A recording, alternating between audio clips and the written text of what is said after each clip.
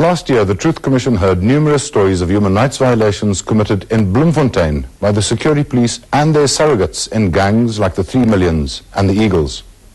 But this year has seen very few policemen or the gangsters they handled coming forward to tell the truth about repression of political activity in the area. One exception is Nelson Ngo, whose amnesty application was heard this past week. His case has been postponed twice before, but this week the Amnesty Committee was determined to proceed. Nelson Ngo is currently 7 years into a 25-year sentence for killing a Bloemfontein trade unionist. But this week he chose to tell the Truth Commission about much more than just the murder which put him behind bars.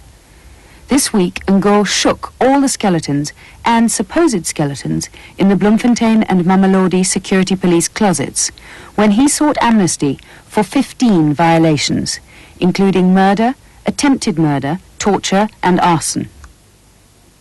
Mr. Ngo claims that he committed and witnessed these gross human rights violations throughout the 1980s, whilst working as a security police informer and then as a security policeman. Ngo's application implicates no less than 23 other security policemen who, he claims, either gave orders or assisted him in the course of this vicious career. The members of the security branch who took part in the torture of the comrades in Botshabelo, the list is as follows. It's Lieutenant Shaw, Lieutenant Erasmus, Warrant Officer Ramusweu, Warrant Officer Zwamitsi, Warrant Officer Gillian, Warrant Officer Koch, Sergeant Mamume, Warrant Officer Gronje, Warrant Officer Swanepoel, Constable Mutsamai, and myself, and Constable Ujala. The implicated cops sent in a posse of sharpshooting police lawyers who ripped into Ngo's lengthy and complicated testimony, casting doubt on his membership of the security police and suggesting that he was nothing but a lone gunman. Just answer the question. Do you know or you don't know who was in charge of the security branch in Mamelodi? It's a simple question. Do you know or you don't know? No, I can say no, I don't know the person who was in charge. Mr. Chair, that man never, ever, not for a second in his life worked for the security branch in the Northern Transvaal. I'm putting it to you. You were never part of the security branch. You were never stationed at Mamelodi. There was never a substation of the security branch in Mamelodi, ever. I'm putting it to you that you are lying through your teeth. That's what I'm putting to you.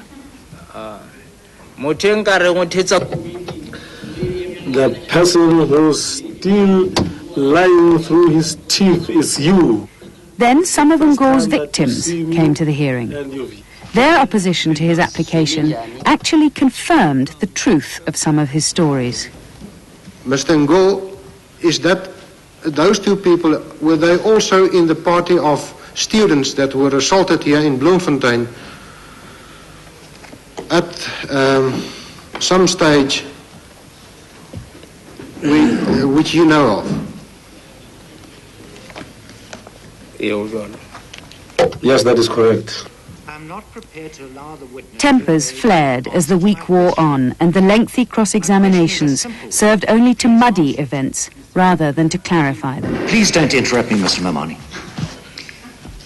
My Lord, I'm entitled to object. Please do not interrupt me, Mr. Mamani. What are you objecting to, Mr. Mamani? I'm objecting to him asking the next question before the first question, the answer is finished. You have objected? Objected on that ground repeatedly, and I think on every single occasion the applicant has confirmed that he had already given his answer. But on this occasion he was still answering. He was not answering me, he was evading my question. Please let me continue. Several cases of mistaken identity only made matters worse. Is that correct, or is it not? You said earlier today on 3 occasions that if you see him, you'll recognize him and you'll be able to identify him as the person who was in Bloemfontein at the time when the 20 to 25 political activists were interrogated and assaulted. Do you remember? Yes, I do remember. I want to tell you that he's in the hall right now, that Mr. Stevenson, that I'm talking about.